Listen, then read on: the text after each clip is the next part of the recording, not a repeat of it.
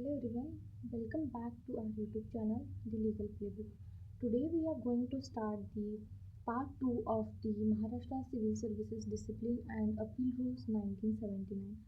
तर आपण जो आपला महाराष्ट्र नागरी सेवा शिस्त आणि अपील नियम 1979 आहे त्यामध्ये आपण पार्ट 1 ऑलरेडी रूल 14पर्यंत कव्हर केलेला आहे.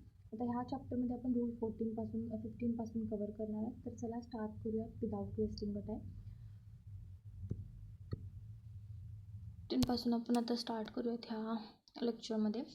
रूल 15मध्ये काय सांगितलं, provision regarding officers borrowed from any government in India local authority. Officers borrowed from another government or ऑथॉरिटीकडून जे ऑफिसर्स बॉरोड केलेले असतात त्यांच्यासाठी आहे. सगळ्यात पहिला condition, information to lending authority sub rule 1मध्ये when an order of suspension is made or disciplinary proceeding is conducted against a government servant whose services have been borrowed by one department of government from another department of government or from government in India or from any authority subordinate thereto, from local authority or other authority including company, corporation owned or controlled by the government, the authority lending his services hereinafter this rule transferred to as lending authority shall forthwith be informed of circumstances lending to. म्हणजे काय म्हटले, when a government servant information to lending authority, सगळ्यात पहिला काय, when a government servants whose services are borrowed is suspended. services are borrowed is suspended म्हणजे सेवा देणाऱ्या ज्या संस्था आहेत, संस्थेला माहिती म्हणजे सेवा देणारे जे संस्था असतात त्यांना माहिती द्यायची असते. जेव्हा लेंड केलेला गव्हर्मेंट जो सर्वंट असतो सस्पेन्शन केला जातो किंवा त्याच्यावर काहीतरी कारवाई चालू असते, त्यावेळेला काय करायला लागणार आहे, जो बॉरोड गव्हर्मेंट आहे त्याला हे सगळं इन्फॉर्मेशन प्रोव्हाइड करावं लागतं. म्हणजे when a government servant who services are borrowed is suspended subject to disciplinary proceeding असणार आहे, ते सगळं त्यांना प्रोव्हाइड करावं लागणार आहे. The lending authority the department or government from which officer has borrowed, तुम्ही जिथून ऑफिसर त्यांना बॉरोड केला ते must be informed immediately about, कशाबद्दल तुम्ही इन्फॉर्म करणार आहे, रिझन फॉर सस्पेन्शन, का त्याला सस्पेंड करत आहात, the commencement of the disciplinary proceeding, का ते कमेन्समेंट ऑफ डिसिप्लिनरी प्रोसिडिंग जर तुम्ही कमेन्स केला असेल तर त्याबद्दल. त्याच्यानंतर action based on the finding subrule 2, action based on finding subrule 2 after the disciplinary is completed, जर डिसिप्लिनरी कंप्लीट झाली, enquiry is completed, the disciplinary authority act is based on the findings. Disciplinary authority जी आहे ते कशावर based act करणार आहे, फाइंडिंग्सवर. Act based on the findings, जे काय तुम्ही डिसिप्लिनरी ऑथॉरिटी आहे इन्क्वायरी केलेली असते त्याच्यावर बेस्ड असणार आहे. After disciplinary authority inquiry is completed, the disciplinary authority act on based on the finding, जे काय फाइंडिंग्स मिळालं त्याच्यानंतर सगळ्यात पहिली गोष्ट मायनर पेनाल्टीज देणार. कोणत्या गोष्टीमध्ये, if decides that minor penalty should B imposed, if decides that minor penalty should B imposed, it may pass order after consulting the lending authority subject to sub rule 3 of rule 9. okay, it may pass after consulting lending authority. lending authority जी पाठवली आहे ना, borrowed केलं आहे आपण ज्या अथॉरिटीकडून त्या अथॉरिटीसोबत consultation करायचं आहे. सेकंडमध्ये, if there is an difference, जर तिथं डिफरन्स असेल, if there is an difference of opinion, जर ओपिनियन डिफरन्स असेल between the borrowing and lending authority, the officers services are return to lending authority. जे काय असणार लेंडिंग ऑथॉरिटीकडून जाणार आहे कारण तुम्ही लेंडिंग ऑथॉरिटीकडून त्याला बॉरो केलेला आहे. त्याच्यानंतर इथं सांगितले major penalties, if it decides that major penalty should be impose, असं डिसाईड झालं की मेजर पेनाल्टी इम्पोज करायचं आहे, the officer services are immediately return to the lending authority, lending ऑथॉरिटीला रिटर्न करायचं, त्यामध्ये जायचं आहे. The disciplinary authority transmit the inquiry proceeding to lending ऑथॉरिटीला ती इन्क्वायरी प्रोसिडिंग काय केली जाणार आहे, ट्रान्सफर केली जाणार आहे. Okay, which may take necessary action, जे काय त्यांना नेसेसरी वाटणार आहे ते ॲक्शन इथं काय लेंडिंग ऑथॉरिटी इथं घेणार आहे. त्याच्यानंतर 16मध्ये काय म्हटले, समजला हा पार्ट, जर समजला नसेल तर अनेकदा सांगते. ह्यामध्ये काय म्हटलं, सेवा देणाऱ्या संस्थेला म्हणजे एखाद्या कर्मचाऱ्याला तुम्ही लेंड केला आहे किंवा बॉरो केला आहे, जेव्हा लेंड केलेल्या कर्मचाऱ्याला सस्पेन्शन करणार असाल किंवा शिस्त प्रवर्तन तपासणी सुरू म्हणजे इन्क्वायरी चालू करणार असाल, तेव्हा सेवा देणारी संस्था जी असते लेंडिंग ऑथॉरिटी तात्काळ माहिती दिली पाहिजे त्यांना. सस्पेन्शनचे कारण काय, तपासणी सुरू होण्याचे कारण काय आहे, तपासणीनंतर कारवाई उपनियम 2मध्ये तपासणीनंतर डिसिप्लिनरी ऑथॉरिटी निष्कर्षानुसार कारवाई करते. ह्यामध्ये जर तुम्ही लहान शिक्षा मायनर देणार असाल तर लहान शिक्षा लागू करायची असेल तर लेंडिंग ऑथॉरिटीशी सल्लामत करायचं आणि आदेश घ्यायचे त्यांच्यानुसार. जर मतभेद झाल्यास, दोघांचं मत मिळालं नसल्यास त्यामध्ये काय करायचं, मतभेद होऊ शकतात. त्यामध्ये मतभेद झाल्यास कर्मचारी मूळ ऑथॉरिटीकडे परत म्हणजे लेंडिंग ऑथॉरिटीकडे परत पाठवले जाते. त्याच्यानंतर मोठी शिक्षा असेल तर कर्मचारी लेंडिंग ऑथॉरिटीकडे डायरेक्टली परत, तिथं काय मतभेद काय नाही, डायरेक्टली तिथं परत पाठवलं जातं. त्याच्यानंतर तपासणी रेकॉर्ड लेंडिंग ऑथॉरिटीकडे पाठवला जातो आणि आवश्यक तो निर्णय घेतला जातो. एवढंच म्हटलंय.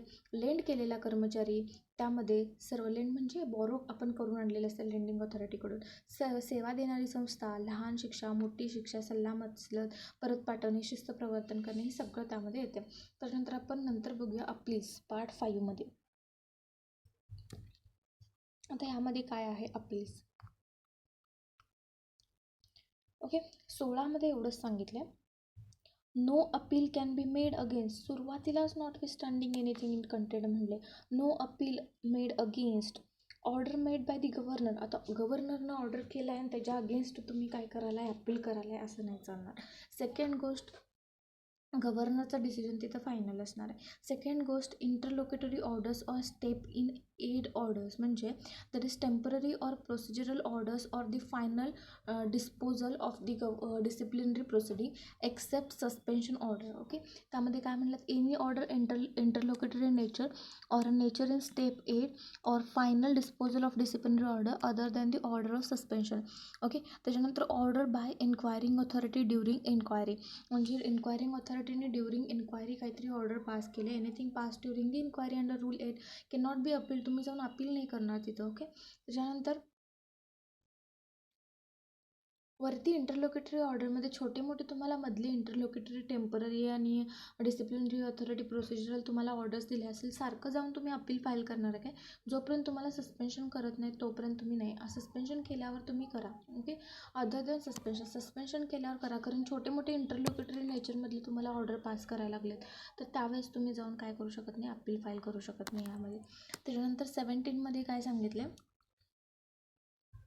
Order against which appeal lies, ह्यामध्ये काय सांगितलं, subject to rule 16 a government servant can appeal against the following. Government servant appeal file करू शकतो. सगळ्यात पहिली गोष्ट ह्यामध्ये suspension order, any order of suspension made or deemed under rule 4, any order of suspension made or deemed under rule 4मध्ये made केले किंवा deemed केले.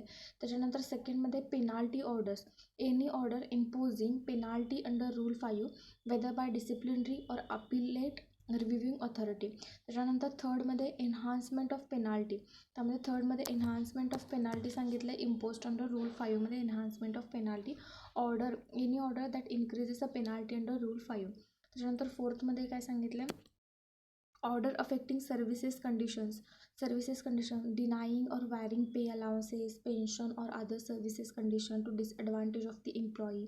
त्याच्यानंतर denying promotion which he or she eligible for the according to seniority recruitment, ह्या केसमध्ये तुम्ही appeal file करू शकता.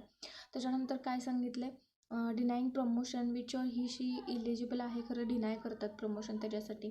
Interpreting rules or agreement against the employees interest, एम्प्लॉईच्या इंटरेस्टच्या अगेन्स्ट तुम्ही इंटरप्रिट करताय रूल्स आणि जे रूल्स तुम्हाला दिलेत त्याच्यानंतर 5मध्ये काय आहे, other orders affecting career or pay, तुमच्या करिअरवर आणि अदर ऑर्डर्स जे आहेत ते तुमच्या करिअरवर काय करते किंवा पेवर तुमच्या अफेक्ट करते, त्या कोणकोणत्या गोष्टी आहेत त्यामध्ये. सगळ्यात पहिले stopping at efficiency bar due to unfitness, म्हणजे stopping at efficiency bar due to तुम्ही अनफिट आहे असं करून तुम्हाला स्टॉप करत आहे. त्याच्यानंतर सेकंड पॉईंट आहे reversion while officiating reversion while officiating in higher grade or post except as penalty. Okay, त्याच्यानंतर रिव्हर्जन करणे म्हणजे काय, तुम्हाला हायर पोस्टला घ्यायचं सोडून, ग्रेडला घ्यायचं सोडून लोअर पोस्टला देत आहे, तर त्यावेळेस काय होणार आहे, रिव्हर्जन होणार आहे. म्हणजे बी पॉईंटमध्ये रिव्हर्ट ह्यामध्ये व्हायला हायर पोस्टला. त्याच्यानंतर सीमध्ये रेड्युसिंग और विथहोल्ड पेन्शन, तुमचं विथहोल्ड और रेड्यूस करत आहेत पेन्शन. मॅक्झिमम पेन्शन ॲडमिसेबल हिम रूल्स गव्हर्नमेंटच्या रूल्सनुसार मॅक्झिमम येते, पण त्यांनी काय करतायत तिथं मिनिमम देतात, कमी करतायत. त्याच्यानंतर डी पॉईंटमध्ये काय सांगितलं, रेड्युसिंग विथहोल्डिंग पेन्शन सांगितलं, हे झालं. त्याच्यानंतर डी पॉईंटमध्ये determining substance of allowances during suspension, किती डिटरमाइन केलं आहे सबस्टॅन्स ऑफ अलाउन्सेस सस्पेंड करताना, त्याच्यासाठी पण अपील फाईल करू शकता. त्याच्यानंतर ह्यामध्ये काय म्हटलं गेलं आहे की एकतर सस्पेन्शन, त्याच्यानंतर पिरियड फॉर डिसमिसलसाठी तुमचा त्यामध्ये पे दिलं जाणार आहे, रिमूव्हलसाठी, कंपल्सरी रिटायरमेंटसाठी, और रिडक्शन टू लोअर पोस्ट और रिइन्स्टेटमेंट रिस्टोरेशनसाठी. त्याच्यानंतर determination whether the period of suspension dismissal counts as an duty, ते काउंट करणार आहेत का ड्युटीमध्ये, हे पण ह्यामध्ये काय केलं जाणार आहे, कन्सिडर केलं जाणार आहे. ओके, त्याच्यानंतर एक्सप्लेनेशन सांगितले. एक्सप्लेनेशन काय म्हणले, a government servant includes ex employees, government सर्वंटमध्ये एक्स एम्प्लॉईजसुद्धा इन्क्लूड होणार आहेत. म्हणजेच काय असणार आहे, includes the person who ceases to be government services, ex लगे लक्षात राहते, त्यामुळे एक्स एम्प्लॉयमेंटच घ्या इथं. त्याच्यानंतर सेकंड पॉईंटमध्ये सांगितलं pension includes additional pension, gratuity और अदर रिटायरमेंट बेनिफिट्स येणार यामध्ये. पेन्शनमध्ये काय, पेन्शन येणार आहे, ग्रॅच्युटी येणार आहे, अदर रिटायरमेंट बेनिफिट्स यामध्ये इन्क्लूड होणार आहेत. आता त्याच्यानंतर आपण बघूयात अपिलेट ऑथॉरिटीज कोणकोणत्या आहेत, हे समजलं पार्ट. सांगितलेलं आहेत की सगळ्यात पहिला 16मध्ये सरकारी कर्मचाऱ्या बाबीवर अपील करता येते. सस्पेन्शनचे आदेश रूल 4 अंतर्गत किंवा समजलेले असेल तर त्यावेळेस तो करू शकतो. ओके,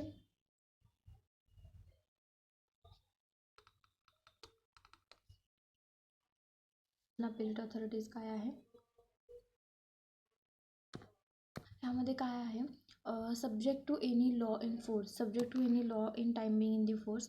फर्स्ट जे आहे ह्यामध्ये includes person who belong to this classes of before leaving the services, हे क्लासेस ऑफ पर्सन्स ह्यामध्ये येणार आहेत. सगळ्यात पहिला to government against orders passed by authorities subordinate to government that impose penalties on them, म्हणजे government against order passed by the authorities subordinate जी impose penalties त्यामध्ये impose केलं ते. त्याच्यानंतर बी पॉईंटमध्ये the governor against orders passed by the government, म्हणजे governor against order passed by the government or any authority not subordinate to government imposing penalty. Understand one basic idea. Okay, firstly understand one basic idea here. Appeal complaint to higher boss, इथं आपल्याला काय करायचं आहे, appellate authority म्हणजे काय, higher boss असणार आहे इथं. Okay, if boss punishes you are allowed to complaint to bigger boss. Okay, इथे त्यांनी पनिश केले तो बिगर बॉसकडे जायचं, तो बिगर बॉस असेल त्याच्या बिगर बॉसकडे जायचं, लास्ट कोण आहे तिथंपर्यंत जायचं अपील करत करत आपण. ओके, त्याच्यानंतर but who that bigger boss is depends on your job level. Okay, त्यांच्या जॉब लेवल बेस असणार आहे. आता ह्यामध्ये डिफरंट रूल्स फॉर डिफरंट एम्प्लॉईजसाठी डिफरंट रूल्स दिल्यात ह्यामध्ये. बघा, ह्यामध्ये सगळ्यात पहिला क्लास 1 क्लास 2साठी दिलेत, क्लास 1 आणि क्लास 2साठी. Even if they have retired or left services, जरी ते रिटायर्ड झाले असतील किंवा सर्व्हिसेस लेफ्ट केले असतील, रूल्स स्टील अप्लाय होणार आहेत त्यांच्यावर. Situation lower authority punish them, lower authority जर पनिश केले दे कॅन कंप्लेंट टू गव्हर्मेंटला कंप्लेंट करा तुम्ही जाऊन. सिच्युएशन सेकंडमध्ये काय सांगितलं ह्यामध्ये, त्याच्यानंतर काय सांगितलं, government itself or any authority equal to government punishes them, म्हणजे काय, गव्हर्मेंट इटसेल्फ स्वतः गव्हर्मेंट करणार किंवा एनी ऑथॉरिटी जे गव्हर्मेंटच्या सबऑर्डिनेट आहे ते तिथं पनिश करणार. दे कॅन कंप्लेंट टू गव्हर्नरला कंप्लेंट करणार इथं. आता काय म्हटलं वरती आपण सगळ्यात पहिलं सिच्युएशन 1मध्ये काय म्हटलं की लोअर ऑथॉरिटी पनिश देम केली तर तुम्ही कुणाकडे जाणार, गव्हर्मेंटकडे जाणार. जरी गव्हर्मेंटने इथं पनिश केलं तर तुम्ही गव्हर्नरकडे जावा. सिच्युएशन सेकंडमध्ये कुणाकडे जाणार आहे, गव्हर्मेंटकडे. सिच्युएशन फर्स्टमध्ये कुणाकडे जाणार आहे, गव्हर्मेंटकडे. सिच्युएशन सेकंडमध्ये गव्हर्नरकडे, लक्षात ठेवा. त्याच्यानंतर आता सेकंड पॉईंट बीमध्ये काय सांगितलं, ह्यामध्ये सेकंड पॉईंटमध्ये ह्यामध्ये class 3 class 4 class 3 class 4 services, ह्यामध्ये काय क्लर्क्स पिओन्स हेल्पर्स जे असतात ना ते येतात ह्यामध्ये. Even if they have left the services rules apply होणार. ओके, ते अपील करू शकतात सुपेरियर ऑफिसरसाठी. पेनाल्टी जर त्यांच्यावर इम्पोज केली असेल तर further admissible him they can appoint only to the next higher officer, no further appeal allowed. एक त्यांना मिळणार आहे ॲडमिसिबल, नो फर्दर तिथं मिळणार नाही आहे. फॉर एक्झाम्पल बघा, clerk is punished by section officer, clerk can appeal assistant director immediate superior, त्याच्यावर कोण आहे त्याच्याकडेच करू शकणार आहे. कॅनॉट गो, आता सुपेरियर ऑथॉरिटीनं काय दिलं, परत त्याच्यावर जावा, त्याच्या परतवर नाही, एकच असणार आहे. सेक्शन ऑफिसरनं मिळालं असेल तुम्हाला पनिशमेंट तर तुम्ही असिस्टंट डिरेक्टरकडे जावा. वन चान्स ओनली, ते एकच चान्स मिळणार आहे तुम्हाला. ओके, समजला हा पॉईंट. त्याच्यानंतर पार्ट 2 ह्यामध्ये बघा, आता इथं तिथे स्पेशल सिच्युएशन सांगितले.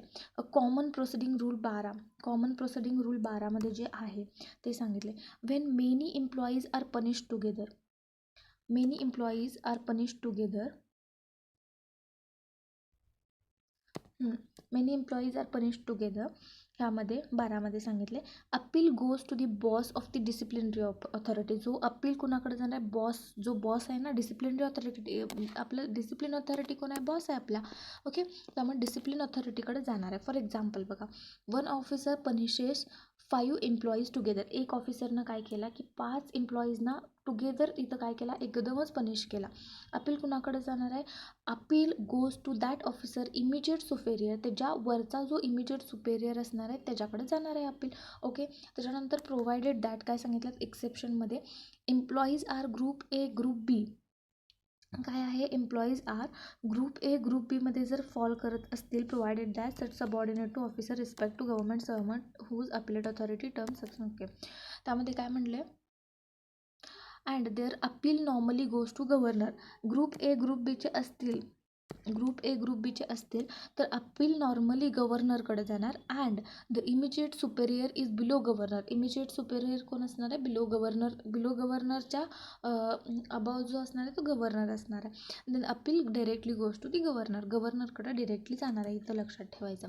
त्याच्यानंतर सेकंडमध्ये काय सांगितलं इथं, changes in appellate authority, when same person becomes जज ऑफ हिज ओन केस, म्हणजे ओन केसमध्ये सेम केसेस, म्हणजे वेन सेम पर्सन बिकम्स जज इन हिज ओन केस, म्हणजे for example officer X punishes an employee, later officer X is promoted, म्हणजे promotion मिळालं त्याला आणि वरच्या पोझिशनला गेला, आणि त्यानं जे खाली पनिश केला होता परत तेच त्याला अपील म्हणून तिथं गेलं, तर तिथं काय होणार, चेंजेस होणार आहेत. तुम्ही तसं रिपोर्टमध्ये द्यायला पाहिजे. Appeal will go to officer X superior, एक officer X can not hear appeal, ते अपील हिअर करणार नाही आहे त्याच्यामध्ये. त्याच्यानंतर 19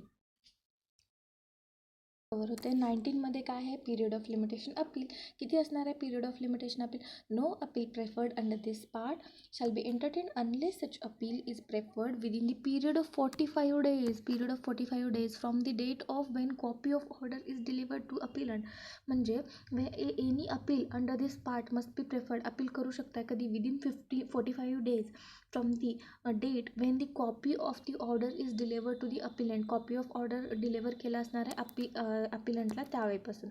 त्याच्यानंतर काय म्हणले, एक्सेप्शन सांगितले, provided that the appellate authority may allow late appeals if it is satisfied that appellant had sufficient cause for the delay, मग त्यामध्ये लेट अपील अलाव करणार, सफिशियंट कॉज असेल तर लेट अपील अलाव करणार आहेत. त्याच्यानंतर 20मध्ये काय सांगितलं आहे, mode form and contents of appeal काय असणार आहे, सगळ्यात पहिला मोड आणि नेम असणार आहे. ह्यामध्ये every appeal must separately filed by appellant in his own name, त्याच्या ओन नेमनं करायचं आहे. It must be address to the authority which अपील्सला, ज्या ऑथॉरिटीला तुम्ही अपील फाईल करत आहे त्यांचा ॲड्रेस तिथं मेन्शन करायचा आहे. त्याच्यानंतर फॉर्म अँड कंटेंट काय असणार आहे, इथं दिलं आहे form and content. Appeal must be complete in itself असायला पाहिजे. शाल कंटेंट त्यामध्ये काय असायला पाहिजे, include statement, facts, arguments relied upon the appellant. त्याच्यानंतर the appeal must not contain disrespectful or improper language, त्यामध्ये काय करायचं नाही, यूज करायचं नाही आहे. ओके, त्याच्यानंतर काय म्हणलं आहे, 21मध्ये काय सांगितलं आहे,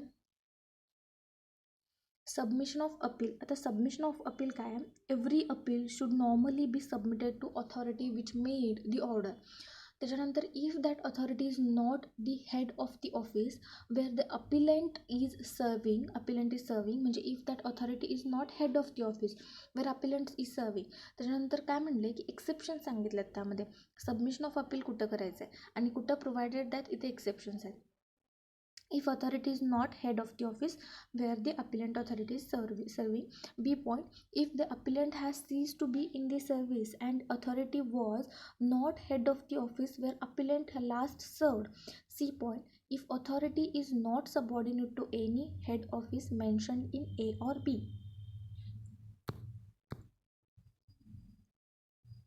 Then इथे काय करायचं आहे, then appeal should be submitted to appropriate head office.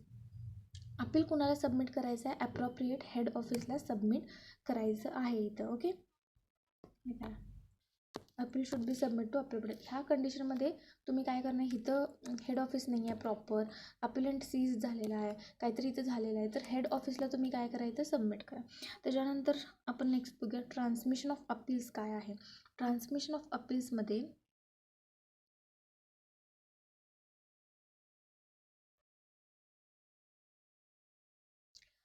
The authority which made the original order, जो ऑथॉरिटी ओरिजिनल ऑर्डर मेड केला आहे must immediately transmit the appeal to appellate ऑथॉरिटीला ट्रान्सफर करायचं आहे विदाउट अननेसेसरी डिले. तिथं काही unnecessary avoidable delay करायचं आहे. Must not wait for directions from the appellate authority.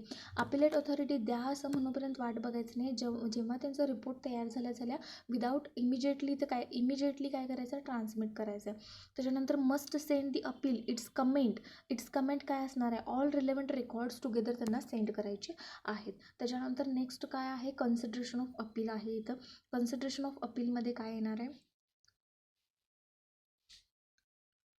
Appeal against suspension सबरूल 1 मध्ये सांगितले अपील अगेन्स्ट सस्पेन्शन आहे. When the appeal is against an order of the suspension the appellate authority must check the suspension is justified considering the rule 4 and the circumstances of the case. इथं काय करणार आहे, appeal against सस्पेन्शनच्या against appeal आला असणार आहे. तिथं काय consider करायचं आहे, when the appeal is against the order of suspension the appellate authority must first check the suspension is justified. Suspension जे केलेलं आहे ते जस्टिफाईड आहे अंडर रूल 4 मध्ये. And the circumstances of the case काय आहे, ते सर्कमस्टान्सेस बघायचे आहेत त्यामध्ये. Second point, confirm the suspension और रिवोक इट. कन्फर्म करा सस्पेन्शन, जर काय गरज नसेल सस्पेन्शनची तर ते रिवोक करून टाका ॲज ॲप्रोप्रिएट. ओके, सेकंड पॉईंटमध्ये काय सांगितलं आहे, appeal against penalty sub rule 2. When the appeal is appeal against कोणत्या कंडिशनमध्ये, when is appeal against imposing penalty. त्यामध्ये पहिली गोष्ट order imposing and penalty under rule 5 मध्ये, तर तुम्हाला ऑर्डर इम्पोज केला असणार आहे रूल 5 मध्ये. And second, and enhance a penalty the appellate authority must examine. म्हणजे काय म्हणलात, सगळ्यात पहिला की रूल 5 मध्ये तुम्हाला काय केलं आहे, एक पेनाल्टी इम्पोज केलेला आहे. तर सेकंड, एनहान्स पेनाल्टी केलेली आहे, अपिलेट ऑथॉरिटी मस्ट एक्झामाइन करायला पाहिजे तिथं. फर्स्ट काय आहे, whether the procedure is in this rule were followed.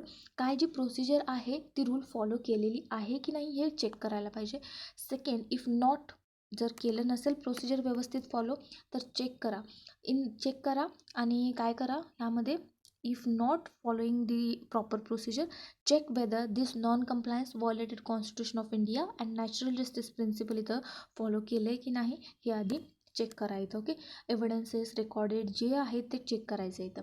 त्याच्यानंतर बी पॉईंटमध्ये फाइंडिंग्स व्हॅलिडिटी सांगितलं. त्यामध्ये बी पॉईंटमध्ये व्हॅलिडिटी फाइंडिंग सांगितलं, whether the findings of disciplinary authority are supported by evidences on record. त्यांचे जे फाइंडिंग्स आहेत ते डिसिप्लिनरी अथॉरिटी कलेक्ट करा, सगळं कलेक्ट करा, एव्हिडन्स वॉरंटेड जे आहे ते सगळं कलेक्ट करा. C point, adequacy of penalty, whether the penalty imposed or enhanced is adequate. ते ॲडिक्वेट आहे का इनॲडिक्वेट आहे, और टू सिव्हिअर दिला आहे तुम्ही पेनाल्टी, छोटी मोठी गोष्ट केला आणि तुम्ही टू सिव्हिअर पेनाल्टी देत असाल तर इनजस्टिस झालं, नॅचरल जस्टिस प्रिन्सिपलचा व्हायोलेशन करताय तुम्ही, इंडियन कॉन्स्टिट्यूशनचा व्हायोलेशन करताय.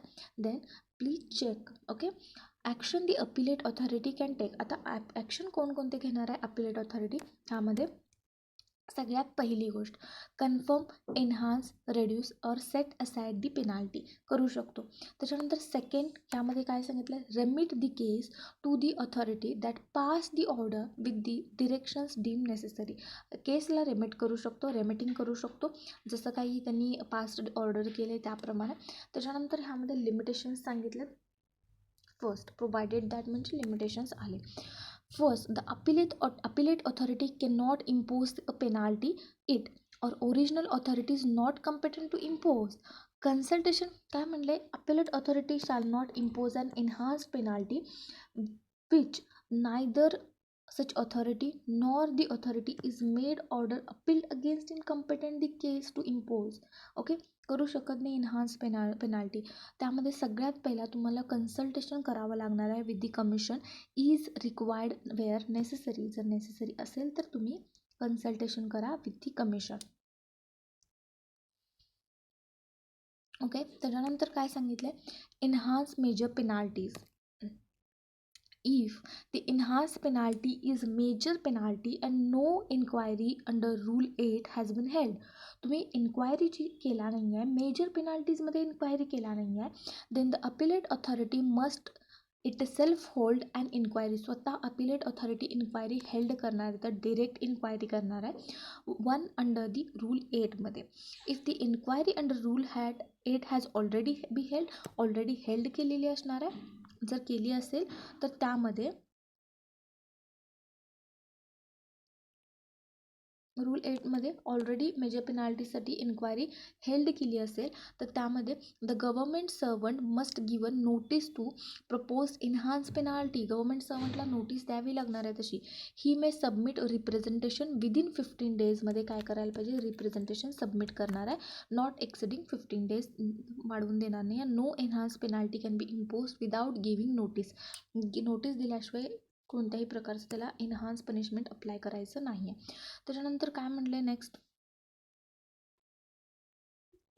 नो ऑर्डर इम्पोजिंग, म्हणजे यामध्ये पेनाल्टी 15 दिवसाची नोटीस दिल्याशिवाय त्याला एक्सिडिंग त्याला हे करायचं नाही, यामध्ये पेनाल्टी द्यायचं नाही एवढं सांगितलं. त्याच्यानंतर third, appeal against other orders. Rule 3मध्ये जे दिले ते सांगितलं, appeal against orders. Sub rule 3 for appeal against orders listed in rule 17मध्ये जे लिस्ट केलेले आहेत, like pay, promotion, pension issues, the appellate authority consider all the circumstances and passes orders it finds just and equitable असायला पाहिजे त्यामध्ये. Okay, त्याच्यानंतर 24मध्ये काय सांगितले, implementation of order in the appeal.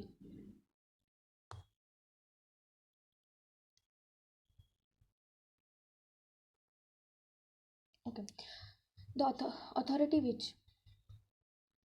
यामध्ये काय म्हणतात, the authority which originally made order against which the appeal was preferred must implement the decision of the appellate authority. Implement करायचं आहे, जे ऑर्डर्स आल्यात अपील थ्रू जे ऑर्डर्स आल्यात ते इम्प्लिमेंट करा, एवढंच आहे यामध्ये. In simple terms, if the appellate authority changes, reduces, cancels the penalty order, original authority must comply with that orders. Okay, त्याच्यानंतर काय म्हणलं, 25मध्ये रिव्हिजन सांगितले. 25मध्ये रिव्हिजनमध्ये एवढंच आहे, त्यामध्ये ऑथॉरिटी फॉर रिव्हिजन, एक ऑथॉरिटी असते रिव्हिजनसाठी, the governor or any authority subordinate to him to which an appeal against a penalty lies may call for records and revise any order. Governor किंवा सबऑर्डिनेट, त्याच्या खालचा सबऑर्डिनेट जो असणार आहे, any time penalty lies काय करू शकतो, call for records करू शकतो आणि रिवाईज पण करू शकतो. पहिली गोष्ट, even if no appeal was preferred, जर अपील प्रेफर केलं नसेल तर रिव्हिजन होणार आहे. Okay, appeal no appeal has preferred नसेल तर त्या केसमध्ये, त्यामध्ये काय, if no appeal lies against it, appeal prefer केलं नसेल किंवा अपील लाय होत नसेल तर revision must be done after consultation with the commission. सोबत कन्सल्टेशन नेसेसरी आहे बाबा इथं. त्याच्यानंतर पॉवर्स ऑफ रिवायझिंग ऑथॉरिटीचे पॉवर सांगितल्यात. सगळ्यात पहिला आहे एमध्ये, कन्फर्मिंग, मोडिफाय, सेट असाइड करू शकतो. Second, confirm, reduce, enhance, set aside करू शकतो. Even impose a penalty where none was impose. त्याच्यानंतर third, remit the case to original authority or another authority for further inquiries. त्याच्यानंतर fourth, pass any orders it deems fit in the circumstances. Any order pass करू शकतात deems fit in the सर्कमस्टान्सेसमध्ये. त्याच्यानंतर provided that condition सांगितल्यात, for the revising major penalties no major penalty or enhance for the majority Major penalties can be imposed without reasonable opportunity for government servant to make representation. Okay, no major penalty नाही आहे. Enhancement major penalty can be impose without reasonable opportunity. Government सर्वंटला तुम्ही represent करण्यासाठी reasonable opportunity दिला नाही आहे आणि major penalty देत आहे, तर हे बरोबर नाही आहे. इन्क्वायरी अंडर रूल 8मध्ये तुम्ही मेजर पेनाल्टीसाठी केलंच पाहिजे, नाही केलं तर तिथं मेजर पेनाल्टी द्यायचं नाही आहे. कन्सल्टेशन विथ कमिशनसोबत कन्सल्टेशन करणं मस्ट आहे बाबा. त्याच्यानंतर लिमिट्स ऑन दी रिव्हिजन इथं आहे. Limits on the revision can only exercised if authority against whom appeal lies is subordinate to revision authority or the authority which made the original order is subordinate to revision authority. Okay, त्याच्यानंतर म्हणजे काय म्हटलं, revision can only exercised if authority against whom appeal is subordinate to revising authority. आणि सेकंडमध्ये or authority which made original order subordinate to revision authority. Okay, त्यानंतर फिफ्थमध्ये time of revision सांगितले, किती time असणार आहे रिव्हिजन, हे 2 सांगितले आता. त्याच्यानंतर टाईम ऑफ रिव्हिजन सांगितलं. ह्यामध्ये revision application is treated like an appeal. Revision म्हणजे आहे ते ट्रीटेड ॲज अन अपीलसारखं प्रेफर करणार त्याला. आणि त्यामध्ये तर period of limitation for revision is 6 month. Period of limitation किती आहे, त्यामध्ये 6 मंथचा टाईम पिरियड दिलेला आहे. The date of copy revised order is delivered to the applicant. Okay, हे समजलं. त्याच्यानंतर आपण नेक्स्ट बघूया तिथं रिव्ह्यू.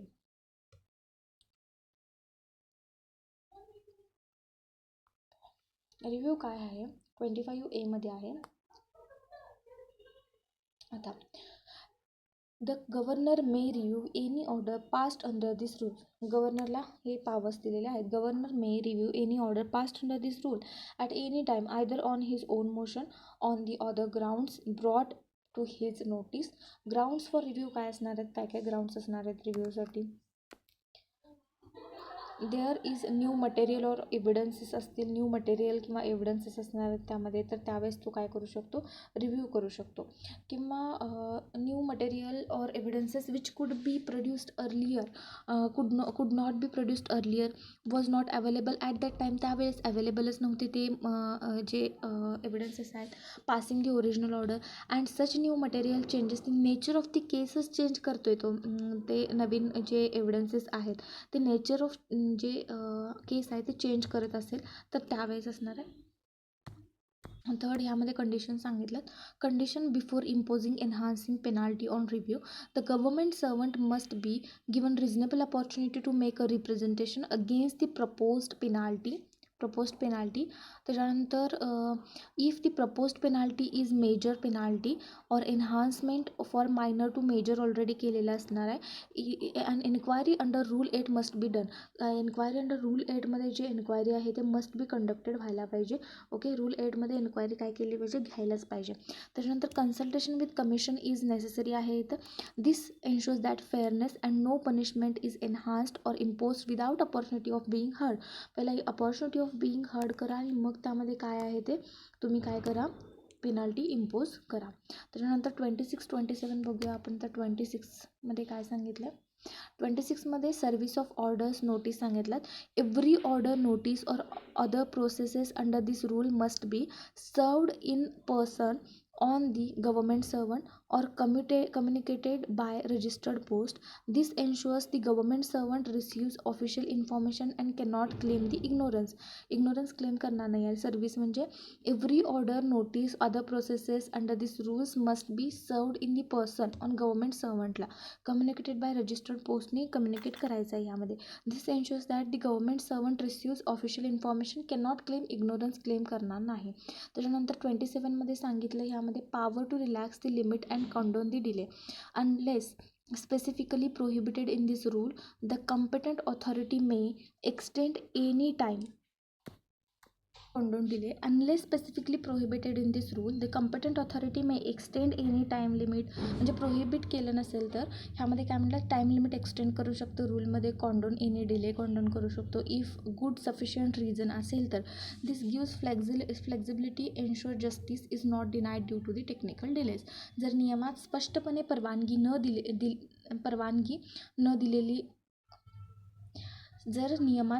परवानगी दिलेली नसेल तर अधिकृत प्राधिकारी नियमात कालमर्यादा वाढवू शकतो, उशीर माफी करू शकतो, योग्य आणि पुरेसे कारण असेल तर तो काय करू शकतो, इथं टाईम एक्सटेंड करू शकतो. ओके. त्याच्यानंतर 28 बघू आपण. आता 28मध्ये काय आहे, whenever the commission is consulted, supply of copy commission's advice. Whenever the commission is consulted under this rule, a copy of commission's advice must be given to government servant. ते copy आहे ते government सर्वंटला द्यायला पाहिजे. If the advice is not acceptable by ऑथॉरिटीनं accept केलं नसेल, a brief statement of reasons for non acceptance must be supplied. Brief statement का ॲक्सेप्ट केला नाही हे पण तिथं ब्रीफ स्टेटमेंट द्यायला पाहिजे. This is done with the copy of order passed in the case by the authority making the order. म्हणजे this is done along with the copy of ऑर्डरच व्हायला पाहिजे ह्याच्यामध्ये पण. ओके. ह्यामध्ये पर्पज हे आहे की ट्रान्सपरन्सी एन्श्योर होते ह्यामध्ये. ओके. ह्यामध्ये त्याच्यानंतर 29मध्ये रिपील आणि सेविंग सांगितले. ओके. रिपील अँड सेविंग सांगितले. ह्यामध्ये मेन पॉईंट सांगते. On commencement of this rule following rules are repealed. ह्यामध्ये कोणकोणते फॉलोइंग रूल्स रिपील झाले. Bombay civil services conduct discipline and appeal rule ह्यामध्ये रिपील झाले. ओके. त्याच्यानंतर rule 54 civil services classification control and appeal rules for non gazetted servants from pre reorganisation Madhya Pradesh हे सुद्धा इथं रिपील झालेलं आहे. त्याच्यानंतर civil services classification control appeal rules applicable gazetted servant from Hyderabad classification control rules हे पण इथं रिपील झालं. Hyderabad civil services classification and appeal rules applicable servant Maharashtra who allocated that the pre recognized. त्याच्यानंतर आहे savings protection clause. Repeal does not affect previous नोटिफिकेशनवर काहीही affect करणार नाही, ऑर्डर्सवर और ॲक्शन्सवर. ते आहे तसेच ओल्ड रूल्समध्ये राहणार आहेत तसेच. एनी पेंडिंग प्रोसिडिंग जे आहे under the repeal rules shall continue and disposed of as far as possible under the provision of these rules as if we are proceeding under these rules. ह्या प्रोसिडिंगमध्ये तुम्ही ते conclude करा. Okay. Ensure काय करते, ensures legal continuity, prevents disruption ongoing cases. Okay. त्याच्यानंतर last जो आहे आपल्याला, लास्ट नाही अजून आहे पार्ट ह्यामध्ये. ओके. ह्यामध्ये काय म्हणले, nothing in this rule take away any appeal right. ह्यामध्ये ह्या रूलमधनं अपील राईट काढून घेतलं जाणार नाही. Person already had under previous रूल्समध्ये ऑलरेडी आहे ते काढून घेतलं जाणार आहे. म्हणजे अपील हक्कावर परिणाम होत नाही. या नियमातून असे काही समजले जाऊ नये की ज्यांना हे नियम लागू आहेत त्यांचा पूर्वीच्या नियम, अधिसूचना किंवा आदेशातून मिळालेला अपीलचा हक्क रद्द होतो. ओके. तर मिळालेला अपीलचा हक्क इथं रद्द होतो असं नाही आहे. त्याच्यानंतर हे नियम लागू झाल्यानंतर हे पूर्वीचे अपीलचे हक्क जे आहेत ते वैध राहतील इथं. कारण आधीचे जे केसेस आहेत त्यांच्यासाठी प्रलंबित अपील्स जे असणार आहेत ह्यामध्ये, प्रलंबित म्हणजे पेंडिंग अपील्स जे आहेत नियमांचा प्रारंभावर प्रलंबित होत्या आणि त्या आदेशाविरुद्ध होत्या, त्या या नियमानुसार विचारात घेतल्या जातील आणि निर्णय दिला जाणार आहे ह्या नियमानुसार. म्हणजे जुन्या अपील्स आता नवीन नियमांतर्गत केल्या गेल्या आहेत असे समजले जाणार आहे. त्याच्यानंतर थर्डमध्ये काय सांगितलं, जुने आदेशांवरील अपील्स किंवा पुनरावलोकन होणार आहे. या नियमांच्या प्रारंभावर जुन्या आदेशाविरुद्ध दिलेल्या नवीन अपील किंवा परत ह्यामध्ये काय होणार आहे, प्रेफर्ड केले जाणार आहे, त्यांच्यासाठी रिव्ह्यू होणार आहे त्यांचं, हे नियमांतर्गत करावे. जणू जुना आदेश या नियमांतर्गत, जुना आदेश हाच आहे असं कन्सिडर करून जुने नियम निश्चित केलेले मर्यादित काळ यामुळे कमी होत नाहीत. उद्देश काय आहे यामध्ये, एम काय आहे, एन्श्योर्स दी कंटिन्युटी अँड फेअरनेस यामध्ये राहते. त्याच्यानंतर रिमूव्हल ऑफ डाऊट आहे ह्यामध्ये. If there is any doubt whether one authority is subordinate or higher than another or how to interpret any provision of this rule, decision authority, the matter will be referred to the government. The government's decision is final. Purpose काय असणार आहे, resolve any ambiguities to hierarchy or rule interpretation, ensures the clarity and uniformity. I hope तुम्हाला हा जो chapter आहे, हा जो rules आहे Maharashtra civil services discipline and appeal rules 1979 समजला असणार आहे. थँक्यू. कमेंट सेक्शनमध्ये फीडबॅक द्या. थँक्यू.